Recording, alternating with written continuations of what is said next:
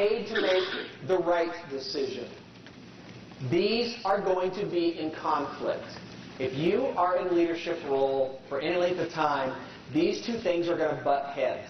You're going to have to make some decisions, and you're going to say, man, this is not going to be a pretty thing. The employees are not going to like this. But you have to be able to stand in front of the employees, look them in the eyes, and say, you know what, this is the right thing for our company. This may not be popular, but it's the right thing for our organization. And you have to make those kind of decisions.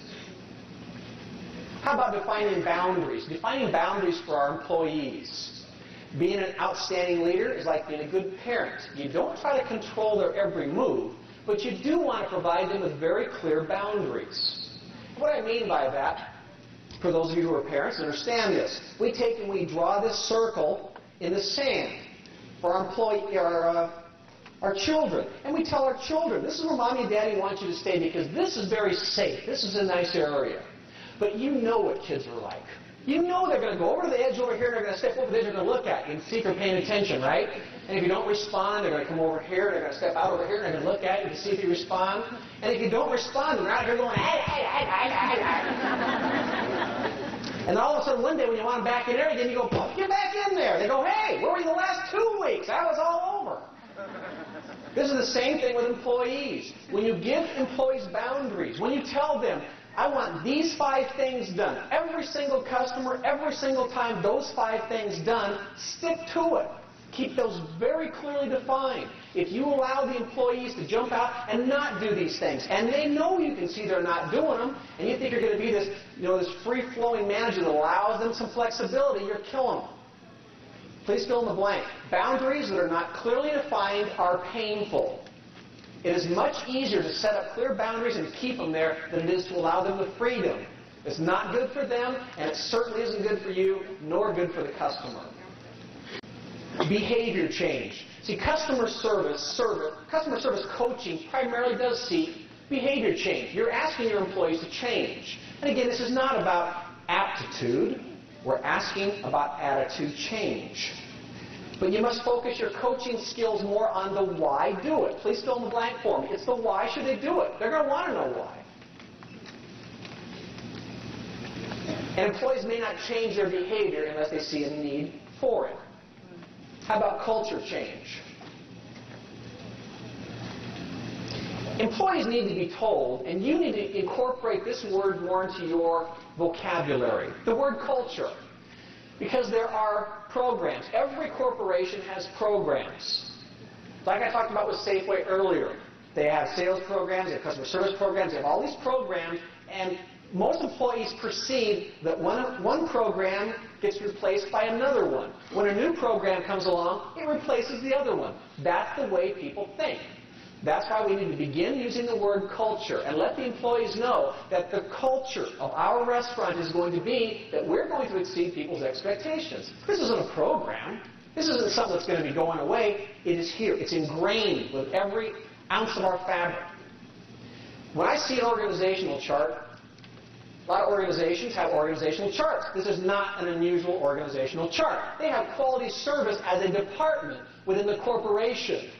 But when I see a corporation that has a culture of giving outstanding service, this is what I see. Quality service engulfs the entire organization. The office, the call centers, every aspect of the entire organization. Include the people back in the fry area, everybody is engulfed in this idea of this culture of giving outstanding service. The second line down, I'd like you to fill in the blank for me. You must also create an environment. Please fill in the words, an environment where this culture can exist.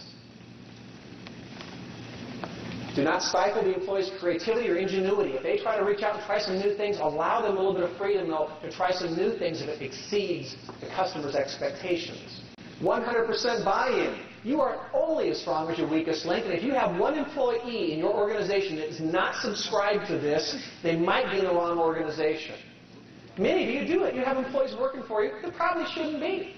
Sometimes just out of hiring desperacy, we hire people that we don't want, but we're just short. We need them.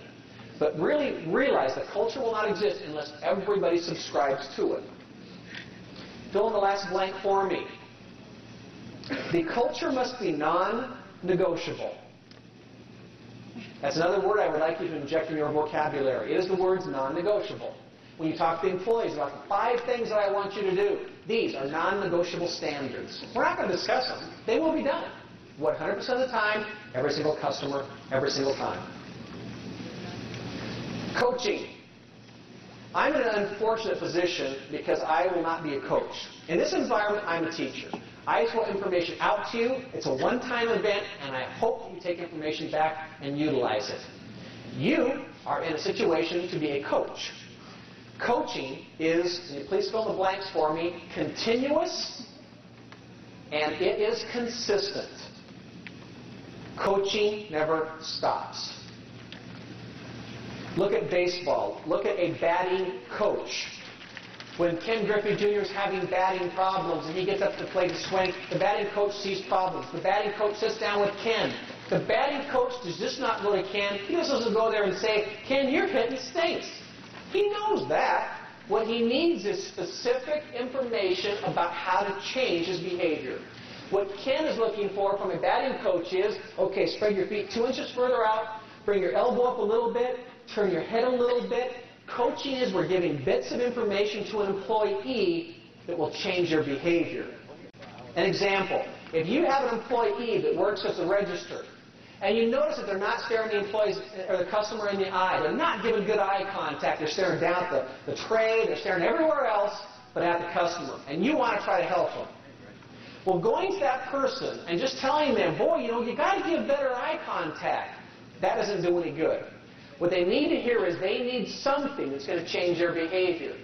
What I would do is I would tell that employee, John, the employee or customers really feel an emotional bond with us when we give them good eye contact. It's something that makes them feel more important. We need to begin doing it, and I want to help you out a little bit. What I want you to do is every customer that walks forward, that comes to you, I want you to look and see if you can tell the color of their eyes. Look in their eyes and see if you can pick out the color. Now, don't say it out loud. That might sound a little dorky. Blue, brown, green. But get the color of their eye. Because the amount of time that it takes to see the color of someone's eyes, that's the amount of time it takes to create a little bit of an attachment to that person. Now, twice during the daytime, during your next shift, your 4-hour shift, probably a couple of times, I'm going to come up behind you when it's slow. And I'm going to ask you what the color of the eyes were of the person that just left.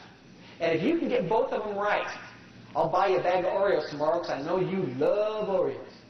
Or I'll take you to lunch or whatever. But that's what a coach does. It gives them very specific tools and information with which to help them succeed. If you ever heard of a gentleman named R.J. Wrigley, Mr. Wrigley was the founder of Wrigley Chewing Gum.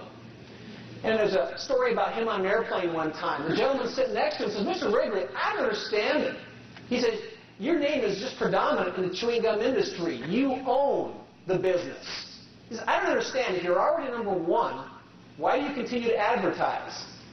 And he says, well, for the same reason that the pilot of this airplane keeps the engines running once we're in the air. You can't stop. It's not a race to a score. If you are the best, you can't stop. You have to continually coach employees. It will never stop. So never ever think that there's an end to this path. It is consistent. It is ongoing. The next area, which is coaching tools. Now, we are going to sit down. We are going to coach employees. Do we have the proper tools to do it? People have about 3 different types of learning skills, approximately, different ways to take in information. And I want to cover those with you. The first one is there are visual learners. You have some employees that learn best visually. These people like to think in pictures. Please fill in the word pictures. These are the people, you can recognize them, because when you ask them a question, they look up over your head like this. It's because they're waiting for a picture to form. They don't like phones as much as other people. They're the ones that are not going to race you to the telephone. They like things written down. They love notes. They love paperwork. They love to see things in writing. They may not have a lot of expression in their voices. They may tend to have a little bit more flat or monotone voice. They must think before they talk. You might consider them really a slow person. But what they're doing is, again, they're waiting for the picture to form before they respond to you. They want to see it clearly. And when they give feedback, they may use language like, you know what? I see what you mean. Yeah, I see what you mean. It's because they can. It's right over your head. The distance between the two parties, when you walk up to this person to talk to them, the distance that they're going to leave between you is about 4 to 5 feet. They're the ones that are going to stand back a little bit. If you try to squeeze them, they'll step back. They want to see all of you. They exhibit very little eye movement. They'll tend to keep their eyes a little bit more focused during your conversations because if their eyes move around too much, they lose the photograph. They lose the picture. The best ways to coach these people is using diagrams, pictures, bullet points. The other learner is an auditory learner. These people like to hear things spoken. Please fill in the blank. They like to hear things spoken. Oh, and they love phones. They will race you, and they will win. That does not mean that all teenage girls are auditory learners, however. That's just being teenagers. They have a tendency to interrupt. They are the ones that before you finish your sentence, they're talking right over the back of yours. That may help define it for some of you. They talk to think. They're the ones that might be standing over there in the corner talking to themselves, and you think they're nuts. They might be, but they're also auditory learners. And when they give feedback, they might use words like, boy, you know, that sounds good to me. Yeah, that sounds good. Because it does. The distance between these two parties, when you go up to talk to them or they come to talk to you, they'll stand about a foot away from you.